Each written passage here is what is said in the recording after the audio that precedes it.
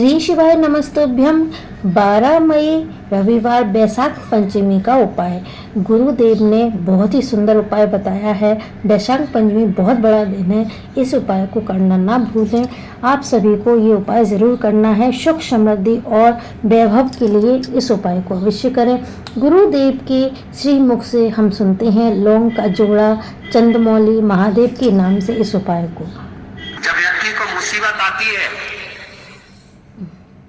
तो उसको सारे दोष नजर आते हैं। जरा पंडित जी देखना, मुझे पितृदोष है। क्यों? बहुत तकलीफ में है, बहुत कष्ट में है, बहुत दुखी है, बहुत तकलीफ में, बहुत कष्ट में, बहुत दुखी है। देखिए जरा पितृदोष है। पंडित जी बोलेंगे पितृदोष तो नहीं है। वास्तु शास्त्री के पास पहुंच गए महाराज, और वास्तु शास्त्री के पास जाकर कहा, जरा देखिए हम बड़े तकलीफ में हैं, बड़े दुखी हैं, क्या वास्तु दोष है हमारे घर में? क्या हमारे घर में वास्तु दोष है क्या? देखिए जरा। तो फिर वास्तु शास्त्री ने कहा घर में भी कोई वास्तु दोष नहीं। तो फिर इतना दुख काहे से है, इतनी तकलीफ काहे से? आप जो परमात्मा का भजन करोगे, कीर्तन करोगे, नाम जाप करोगे, स्मरण करोगे, कर्म अच्छा करोगे तो ही तो ठीक होगा।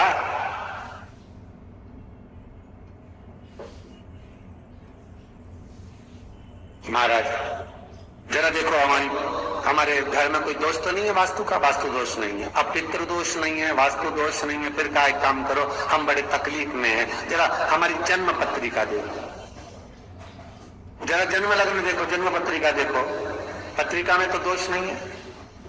अरे भाई, जब व्यक्ति का मुसीबत का समय आता है, दुख का समय आता है, तकलीफ का समय आता है, तो वो पितृ दोष देखता है,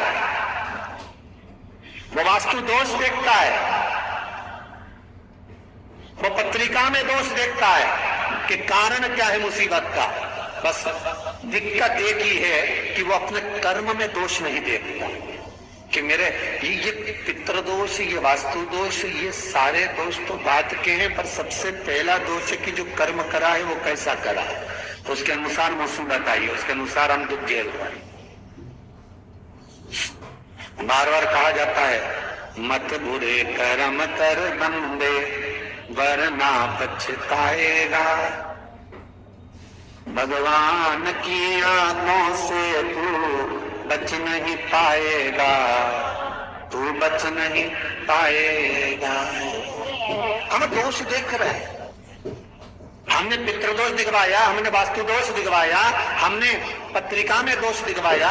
मेरा एक निवेदन करवत है, जब आपके ऊपर मुसीबत जब आई है, दुख जब आया है, तो अपने पूर्व के किए हुए कर्म का भी दोष निकालो कि क्या कर आए।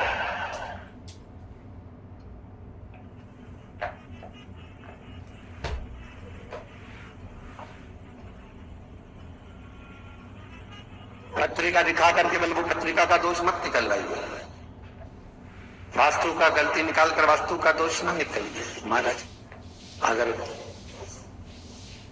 पितरों का भाव निकाल कर पितरों का दोष ना निकालिए, पर एक दोष अपने भीतर भी है, वो कर्म का दोष है। कुछ अच्छा करा होगा तो भगवान आपके जीवन में थोड़ा तो सुख लिख ही देगा, थोड़ा सुख तो लिखेगा। और यदि बेकार कर्म किया है तो कहीं ना कहीं दुख तो उसने लिखा है, कर्म का। मत बुरे कर्म कर बंदे वरना पछताएगा, भगवान की आंखों से तू बच नहीं पाएगा, तू बच नहीं पाएगा। अरे ओ अज्ञानी मत कर नादानी। महाराज कर्म का दोष जरूर देखें, पितृदोष बाद में देखना, वास्तु दोष बाद में देखना, पत्रिका में दोष बाद में देखना, पहले अपने कर्म का दोष देखिए।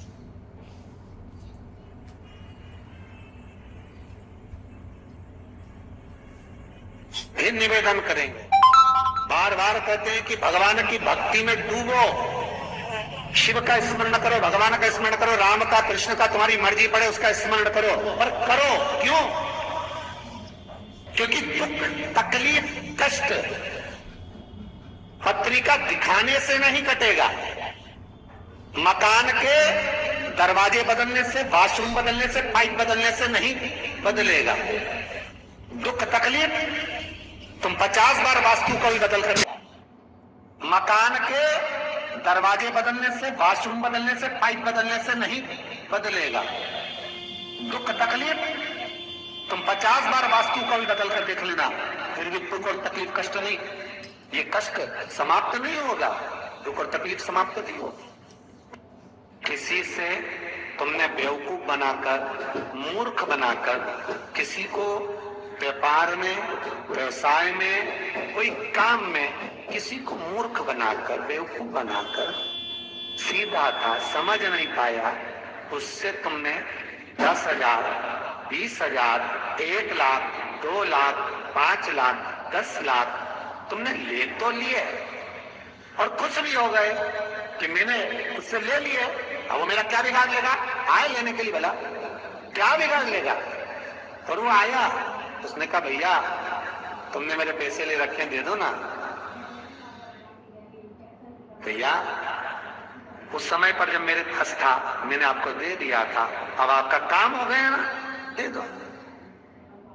अब आपके पास में पूंजी आ गई ना, दे दो।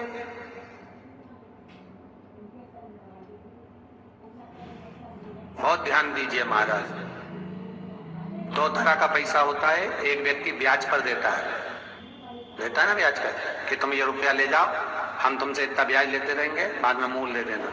और एक व्यक्ति वो होता है जो अपनेपन से, प्रेम से, अपनी करुणा से, अपनी पहचान से, अपने हृदय से, अपनी चित्तवृत्ति से, अपने दिल से जब प्रेम बढ़ जाता है, स्नेह बढ़ जाता है, तो कह देता ले जा 2 लाख, 4 लाख, 5 लाख, काम निकाल ले, बाद में दे देना।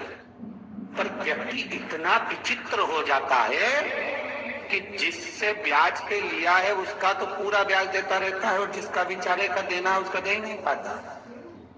और निवेदन है, जिसने तुम्हें मुसीबत में साथ दिया, तकलीफों में, कष्ट में तुम्हारे साथ दिया, सबसे पहले हाथ जोड़कर उसको निवेदन कर कर देना कि ये तेरा है भाई, ना जाने फिर जरूरत पड़ जाए तो तुझसे मिल तो जाएगा। जब एक बार दे दोगे तो वो दूसरी बार देने के लिए तैयार बैठा रहेगा।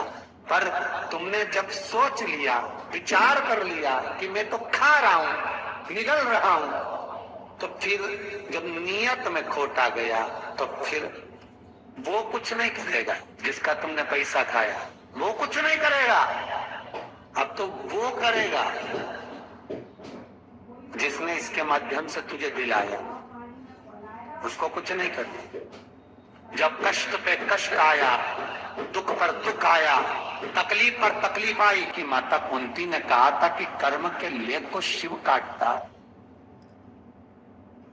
भगवान ब्रह्मा उतना ही देंगे जितना तुम्हारी लेखनी में लिखा है, भगवान विष्णु उतना ही देंगे जितना तुम्हारे भाग्य में लिखा है, और भगवान शंकर तो कुछ नहीं देखते, ना लेखनी, ना कर्म, ना भाग्य, उनका अपनाए, दे दो उठा के, उठाओ दो। क्या सोचना, क्या विचारना, क्या करना, देख, फिर नहीं सोचा, फिर नहीं विचारा, वो तो केवल।